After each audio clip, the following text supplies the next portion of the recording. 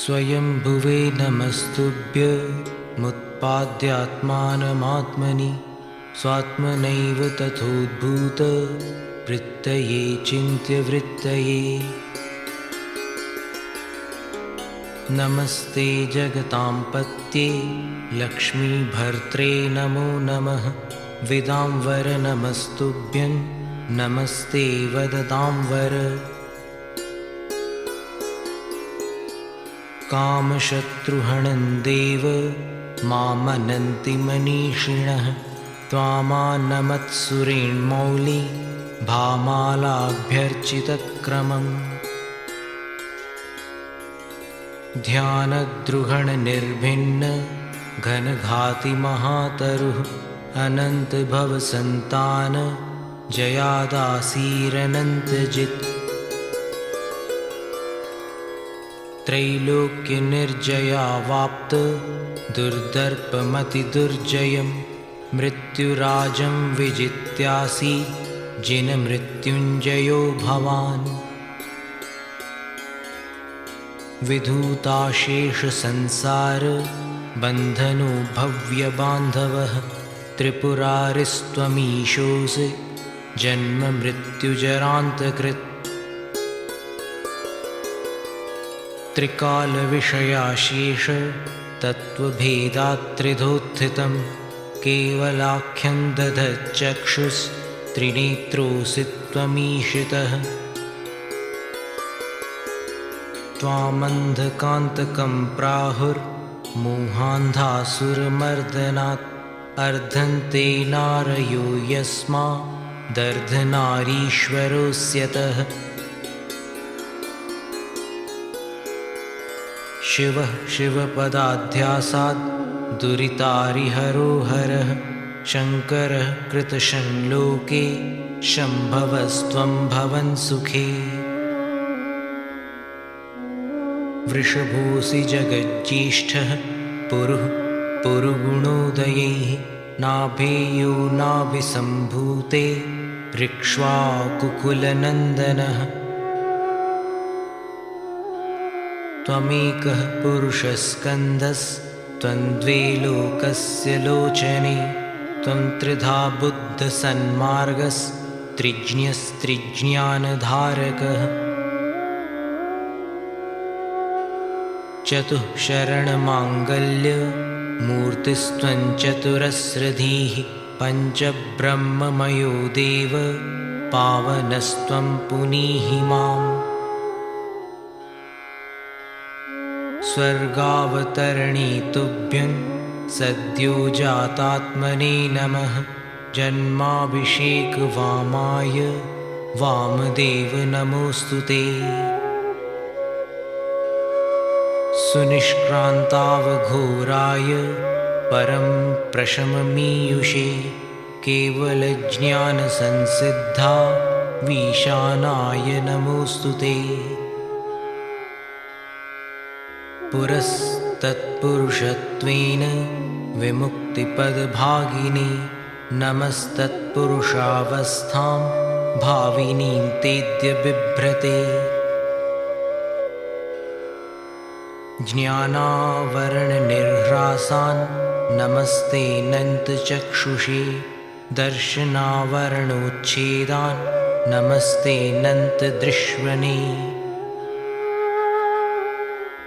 नमो दर्शनमोहघ्ने क्षायिकामलदृष्टये।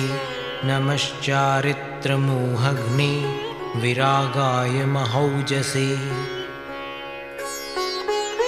नमस्ते नन्तवीर्याय नमो नन्तसुखात्मने। नमस्ते नन्तलोकाय लोकालोकावलोकिने। नमस्ते नन्तदानाय नमस्ते नन्तलब्धये। नमस्ते नन्तभोगाय नमो नन्तोपभोगिने। नमः परमयोगाय नमस्तुभ्यमयोनये। नमः परमपूताय नमस्ते परमर्षये।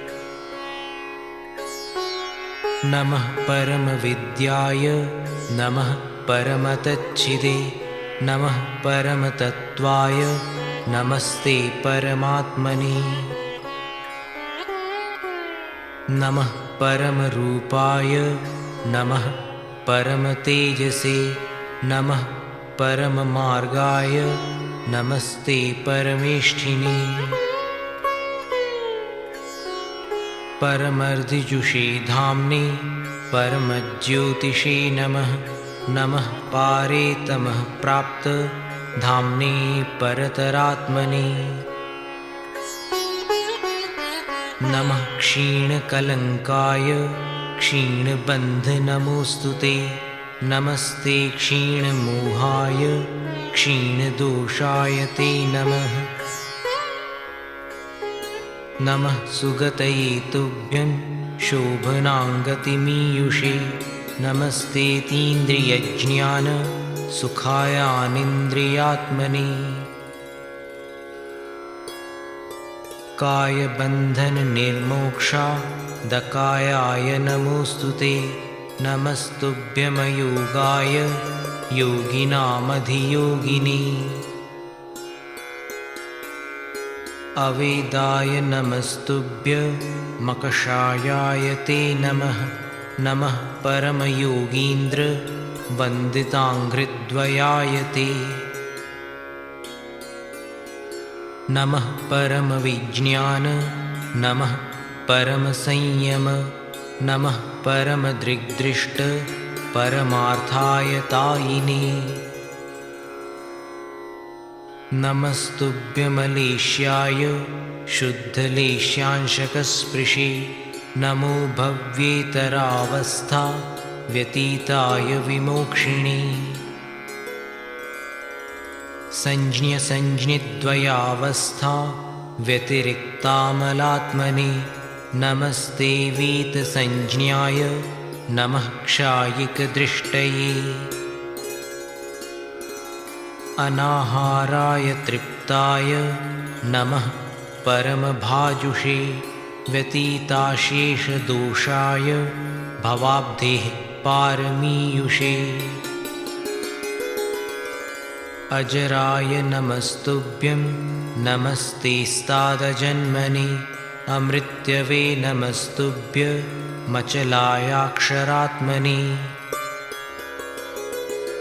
अलमास्ताङ्गुणस्तोत्र मनन्तास्तावका गुणाः त्वां नाम स्मृतिमात्रेण पर्युपासिषामहि एवं स्तुत्वा जिनन्देवं भक्त्या परमया सुधीः पठेदष्टोत्तरं नाम्नां सहस्रं पापशान्तये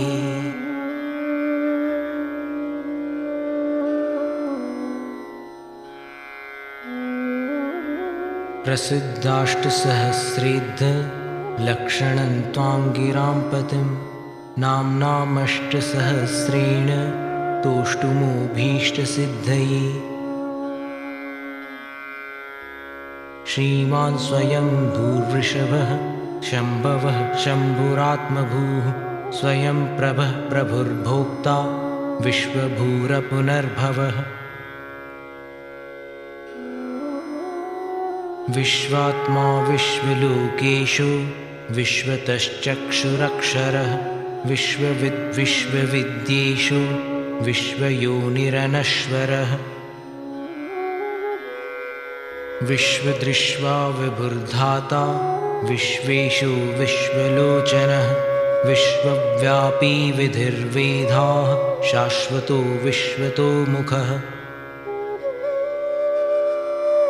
विश्वकर्मा जगज्येष्ठो विश्वमूर्तिर्जिनेश्वरः विश्वदृग्विश्वभूतेषु विश्वज्योतिरनीश्वरः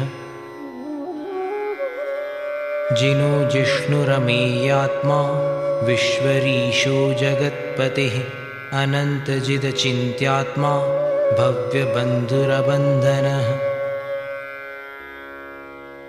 युगादिपुरुषो ब्रह्मा पञ्चब्रह्ममयः शिवः परः परतरः सूक्ष्मः परमेष्ठी सनातनः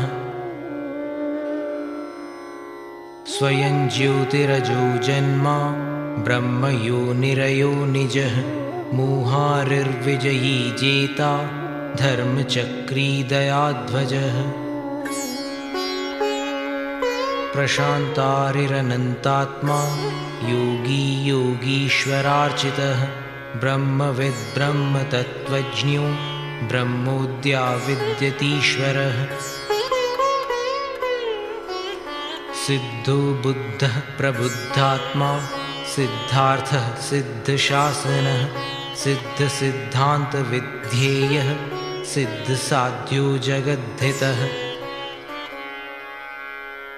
सहिष्णुरच्युतोऽनन्तः प्रभविष्णुर्भवोद्भवः प्रभूष्णुरजरोजर्यो भ्राजिष्णुर्धीश्वरो व्ययः विभावसुरसम्भूष्णुः स्वयंभूष्णुः पुरातनः परमात्मा परञ्ज्योतिस्त्रिजगत्परमेश्वरः इति श्रीमदादिशतम्।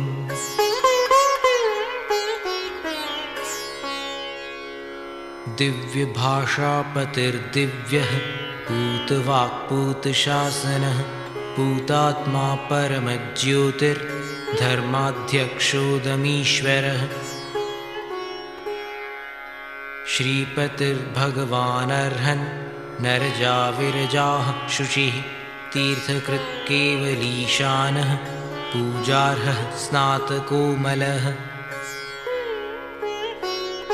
अनन्तदीप्तिर्ज्ञानात्मा स्वयं बुद्धः प्रजापतिः मुक्तः शक्तो निराबाधो निष्कलो भुवनेश्वरः निरञ्जनो जगज्योतिर्निरुक्तोक्तिर्निरामयः अचलस्थितिरक्षोभ्यः कूटस्थः स्थाणुरक्षयः अग्रणीर्ग्रामणीर्नेता प्रणेता न्यायशास्त्रकृत् शास्ता धर्मपतिर्धर्म्यो धर्मात्मा धर्मतीर्थकृत्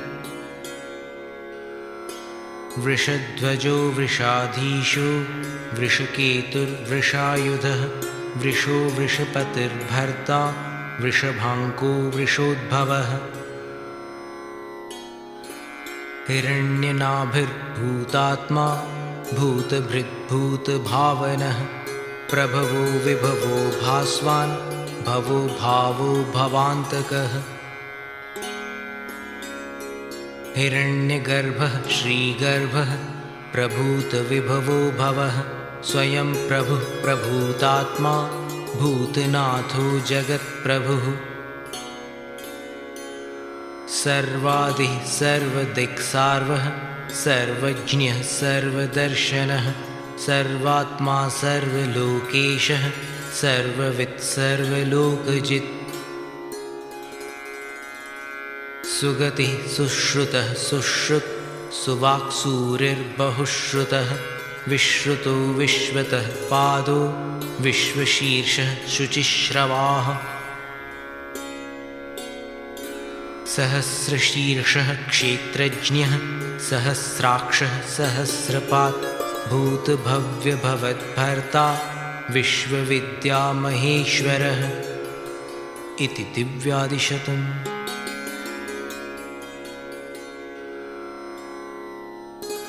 स्थविष्ठः स्थविरो ज्येष्ठः पृष्ठः प्रेष्ठो वरिष्ठधीः स्थेष्ठो गरिष्ठो बङ्घिष्ठः श्रेष्ठो निष्ठो गरिष्ठगीः विश्वभृद् विश्वसृड् विश्वे विश्वभुग् विश्वनायकः विश्वासीर्विश्वरूपात्मा विश्वजित् विजितान्तकः विभावो विभयो वीरो विशोको विजरो जरन् विरागो विरतो संगो विविक्तो वीतमत्सरः विनेयजनता बन्धुर्विलीनाशेषकल्मषः वियोगो योगविद्वान् विधाता सुविधिः सुधीः क्षान्तिभाक् पृथिवीमूर्तिः शान्तिभाक् सलिलात्मकः वायुमूर्तिरसङ्गात्मा वह्निमूर्तिरधर्मधक्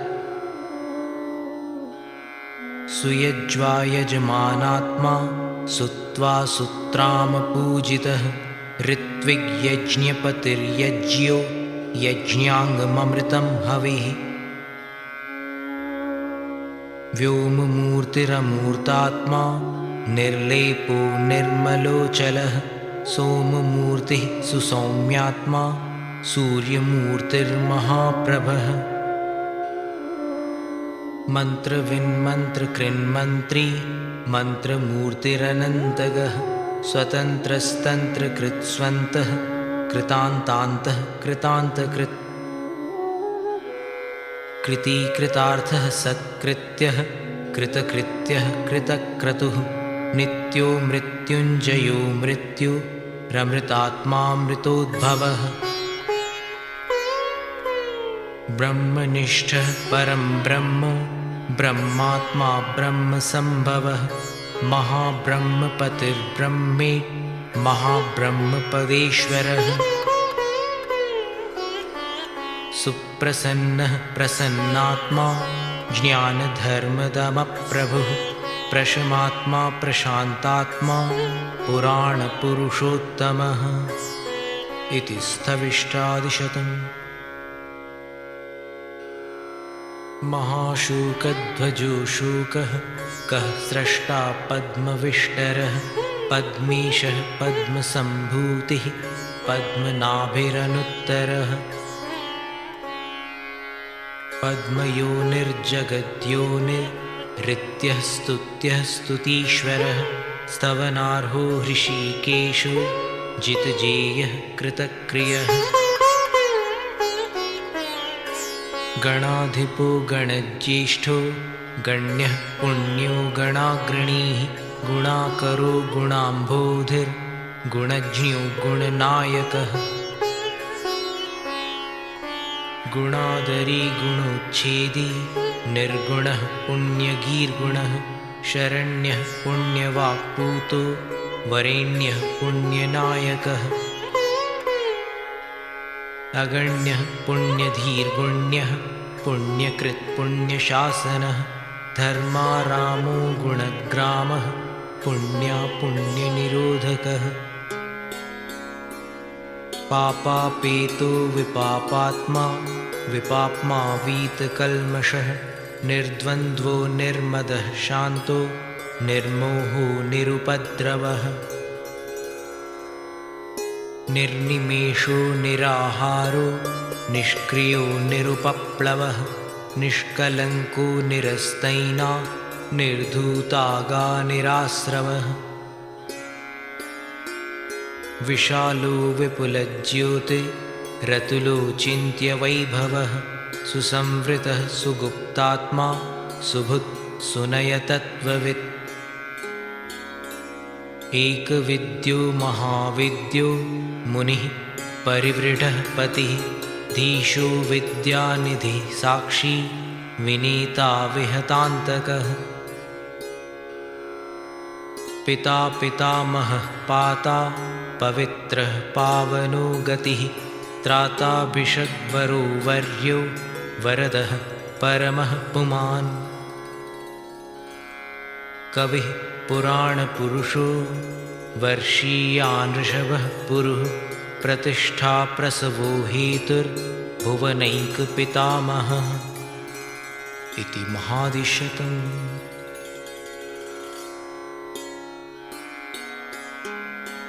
श्रीवृक्षलक्षणः श्लक्ष्णो लक्षण्यः शुभलक्षणः निरक्षः पुण्डरीकाक्षः पुष्कलः पुष्करेक्षणः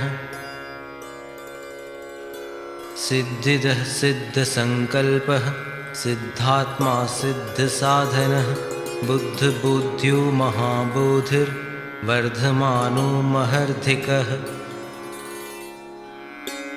वेदांगो वेदविद्वेद्यो जातरूपो वेदांवरः वेदवेद्यः स्वसंवेद्यो विवेदो वदतांवरः अनादिनिधनो व्यक्तो व्यक्तवाग्व्यक्तशासनः युगादिकृद्युगाधारो युगादिर्जगदादिजः अतीन्द्रोऽतीन्द्रियोऽधीन्द्रो महेन्द्रोऽतीन्द्रियार्थदृक् अनिन्द्रियोऽहमिन्द्रार्च्यो महेन्द्रमहितो महान् उद्भवः कारणं कर्ता पारगो भवतारकः अगाह्यो गहनं गुह्यं परार्ध्यः परमेश्वरः अनन्तर्धिरमीयर्धि रचिन्त्यर्धिः समग्रधीः प्राग्र्यः प्राग्रहरोऽभ्यग्रः प्रत्यग्रोऽग्र्योऽग्रिमोऽग्रजः महातपा महातेजा महोदर्को महोदयः महायशा महाधामा महासत्त्वो महाधृतिः महाधैर्यो महावीर्यो महासम्पन्महाबलः महाशक्तिर्महाज्योतिर्महाभूतिर्महाद्युतिः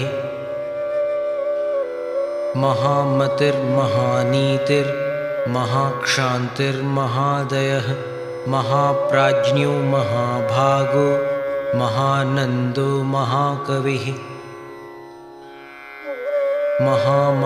महाकीर्तिर्महाकान्तिर्महावपुः महादानो महाज्ञानो महायोगो महागुणः महामहपतिः प्राप्त महाकल्याणपञ्चकः महाप्रभुर्महाप्रातिहार्याधीशो महेश्वरः इति श्रीवृक्षादिशतम्।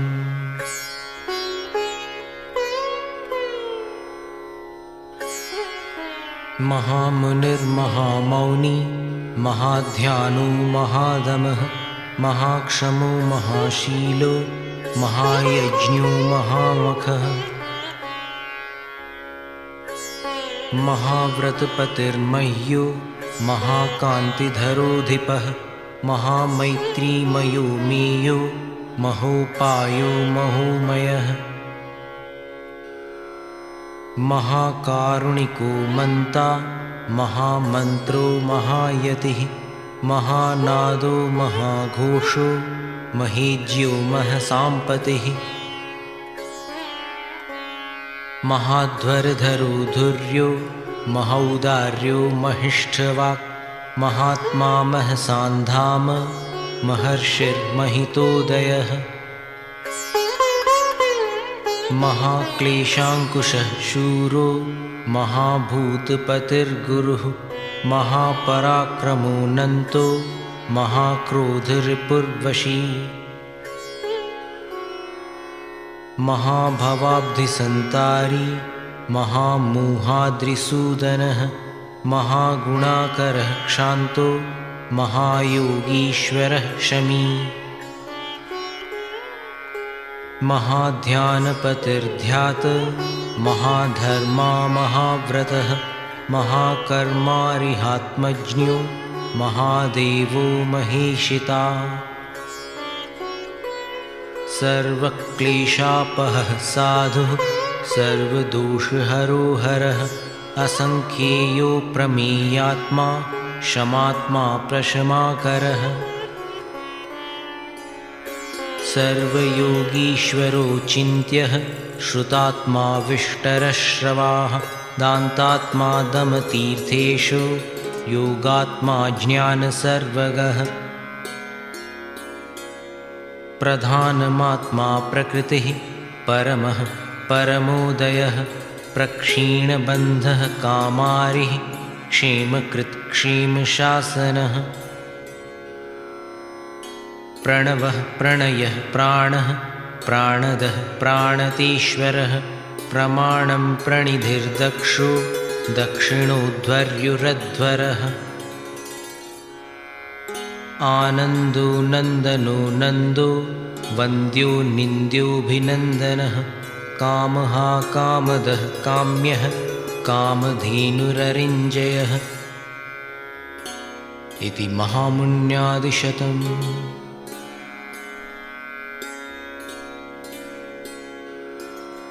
असंस्कृतसुसंस्कारः प्राकृतो वै कृतान्तकृत् अन्तकृत्कान्तगुःकान्तश्चिन्तामणिरभीष्टदः अजितो जितकामारि रमितो मितशासनः जितक्रोधो जितामित्रो जितक्लेशो जितान्तकः जिनेन्द्रः परमानन्दो मुनीन्द्रो दुन्दुभिस्वनः महेन्द्रवन्द्यो योगीन्द्रो यतीन्द्रो नाभिनन्दनः नाभेयो नाभिजोजातः सुव्रतो मनुरुत्तमः अभेद्यो नत्ययो नाश्वा नधिकोऽधिगुरुः सुगीः सुमेधाविक्रमी स्वामी दुराधर्षो निरुत्सुकः विशिष्टः शिष्टभुक्शिष्टः प्रत्ययः कामनो नघः क्षीमी क्षीमङ्करो क्षय्यः क्षेमधर्मपतिः क्षमी अग्राह्यो ज्ञाननिग्राह्यो ध्यानगम्यो निरुत्तरः सुकृती धातुरिज्यार्हः सुनयश्चतुराननः श्रीनिवासश्चतुर्वक्त्रश्चतुरास्यश्चतुर्मुखः सत्यात्मा सत्यविज्ञानः सत्यवाक् सत्यशासनः सत्याशीः सत्यसन्धानः सत्यः सत्यपरायणः स्थेयान् स्थवीयान् नेदीयान् दवीयान् दूरदर्शनः अणोरणीयानननुर्गुरुराद्यो गरीयसाम्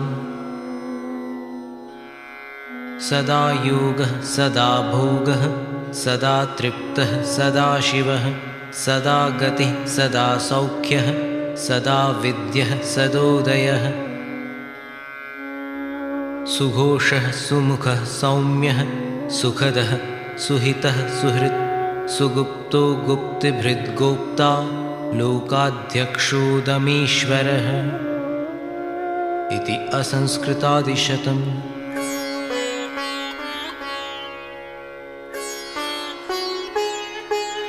बृहद्बृहस्पतिर्वाग्मी वाचस्पतिरुदारधीः मनीषी धिषणो धीमान् क्षेमुशीशो गिराम्पतिः नैकरूपो नयोत्तुङ्गो नैकात्मा नैकधर्मकृत् अविज्ञेयो प्रतर्क्यात्मा कृतज्ञः कृतलक्षणः ज्ञानगर्भो दयागर्भो रत्नगर्भः प्रभास्वरः पद्मगर्भो जगद्गर्भो हेमगर्भः सुदर्शनः लक्ष्मीवांस्त्रिदशाध्यक्षो दढीयानिन ईशिता मनोहरो मनोज्ञाङ्गो धीरो गम्भीरशासनः धर्मयूपो दयायागो धर्मनेमिर्मुनीश्वरः धर्मचक्रायुधो देवः कर्महा धर्मघोषणः अमोघवागमोघाज्ञो निर्ममो मोघशासनः सुरूपः सुभगस्त्यागी समयज्ञः समाहितः सुस्थितः स्वास्थ्यभाक्स्वस्थो नीरजस्को निरुद्धवः अलेपो निष्कलङ्कात्मा वीतरागो गतस्पृहः वश्येन्द्रियो विमुक्तात्मा निःसपत्नो जितेन्द्रियः प्रशान्तो नन्तधामर्षिर्मङ्गलं मलहानयः अनीदृगुपमा भूतो दिष्टिर्दैवमगोचरः अमूर्तो मूर्तिमानेको नैको नानैकतत्त्वदृक् अध्यात्मगम्यो गम्यात्मा योगविद्योगिवन्दितः सर्वत्र गः सदा भावी त्रिकालविषयार्थदृक् शङ्करः संवदो दान्तो दमी क्षान्तिपरायणः अधिपः परमानन्दः परात्मज्ञः परात्परः त्रिजगद्वल्लभोऽभ्यर्च्यस्त्रिजगन्मङ्गलोदयः त्रिजगत्पतिपूज्याङ्घ्रिस्त्रिलोकाग्रशिखामणिः इति बृहदादिशतम्।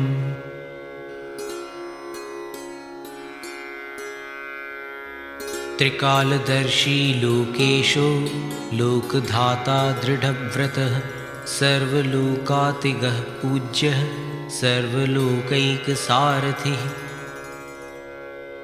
पुराणः पुरुषः पूर्वः कृतपूर्वाङ्गविस्तरः आदिदेवः पुराणाद्यः पुरुदेवोऽधिदेवता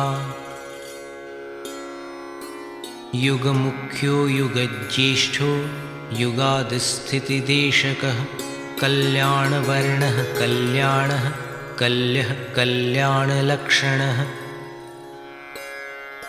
कल्याणप्रकृतिर्दीप्र कल्याणात्मा विकल्मषः विकलङ्कः कलातीतः कलिलग्नः कलाधरः देवदेवो जगन्नाथो जगद्बन्धुर्जगद्विभुः जगद्धितैषी लोकज्ञः सर्वगो जगदग्रजः चराचरगुरुर्गोप्यो गूढात्मा गूढगोचरः सद्यो जातः प्रकाशात्मा ज्वलज्ज्वलनसप्रभः आदित्यवर्णो भर्माभः सुप्रभः कनकप्रभः सुवर्णवर्णो रुक्माभः सूर्यकोटिसमप्रभः तपनीयनिभस्तुङ्गो बालार्काभो नलप्रभः सन्ध्याभ्रबभ्रुर्हेमाभस्तप्तचामीकरच्छविः निष्टप्तकनकच्छायः कनत्काञ्चनसन्निभः हिरण्यवर्णः स्वर्णाभः शातकुम्भनिभप्रभः द्युम्नाभोजातरूपाभस्तप्तजाम्बूनदद्युतिः सुधौतकलधौतश्रीः प्रदीप्तो हाटकद्युतिः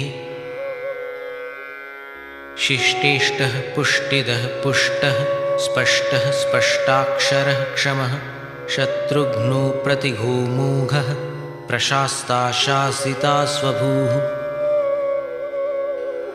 शान्तिनिष्ठो मुनिज्येष्ठः शिवतातिः शिवप्रदः शान्तिदः शान्तिकृच्छान्तिः कान्तिमान् कामितप्रदः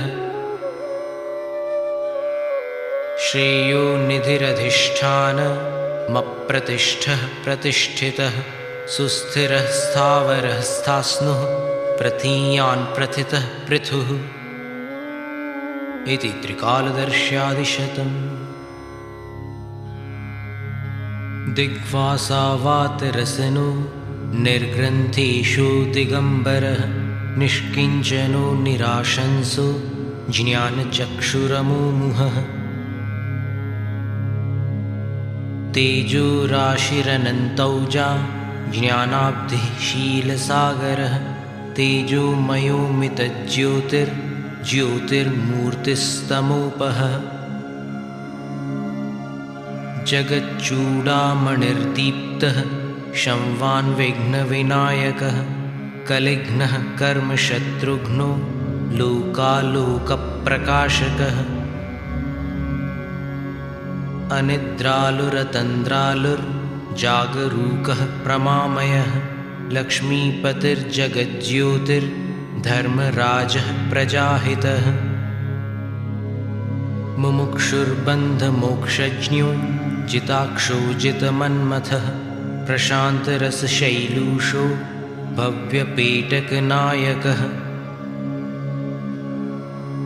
मूलकर्ताखिलज्योतिर्मलघ्नो मूलकारणः आप्तो वागीश्वरः श्रेयान् श्रायसोक्तिर्निरुक्तवाक् प्रवक्ता वचसामीशो मारजिद्विश्वभाववित् सुतनुस्तनुनिर्मुक्तः सुगतो हतदुर्नयः श्रीशः श्रीश्रितपादाब्जो वीतभीरभयङ्करः उत्सन्नदोषो निर्विघ्नो निश्चलो लोकवत्सलः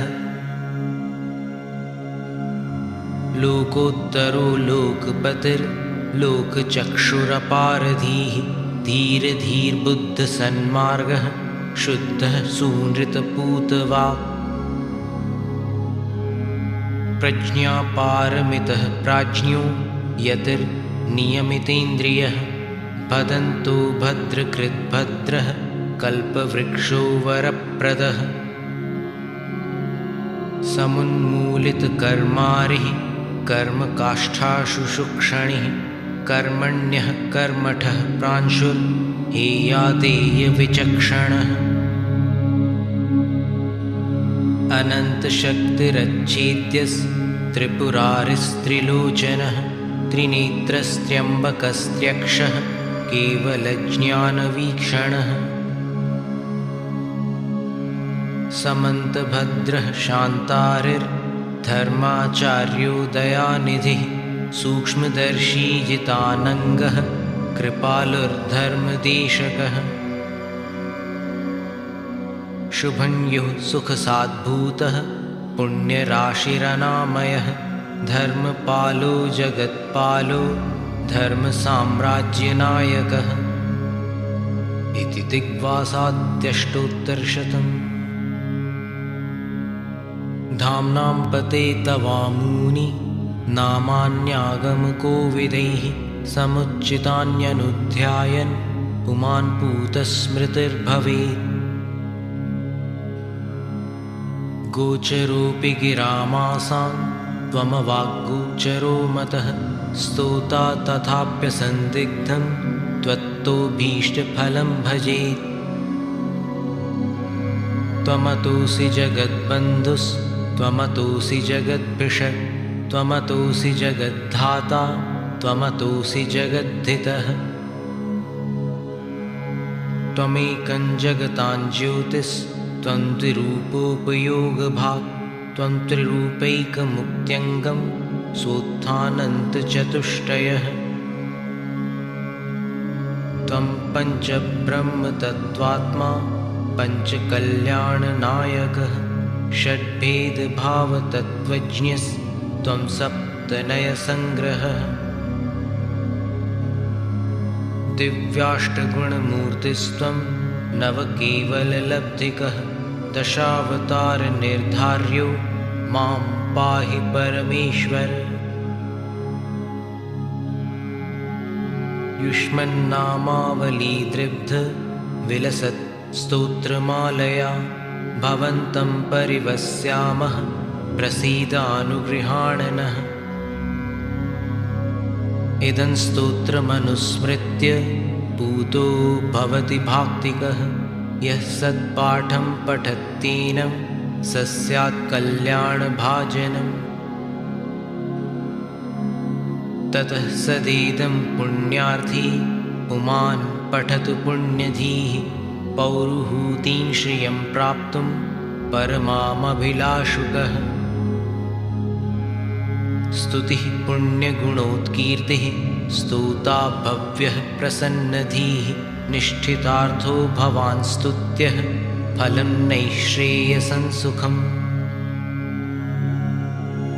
स्तुत्वेति मघवादेवं चराचरजगद्गुरुं ततस्तीर्थविहारस्य व्यधात् प्रस्तावनामिमाम् यः स्तुत्यो जगतां त्रयस्य न पुनः स्तोता स्वयं कस्यचित् ध्येयो योगिजनस्य यश्च न तरां ध्याता स्वयं कस्यचित् यो नन्त्रिणयते नमस्कृतिमलं नन्तव्यपक्षीक्षणः स श्रीमान् जगतान्त्रयस्य च गुरुर्देवः पुरुः पावनः। तं देवं त्रिदशाधिपार्चितपदं घातिक्षयानन्तरं प्रोत्थानन्तचतुष्टयं जिनमिनं भव्याब्जिनीनामिनं मानस्तम्भविलोकनानतजगन् मान्यं त्रिलोकीपतिं प्राप्ता चिन्त्य बहिर्विभूतिमनघं भक्त्या प्रवन्दामहे।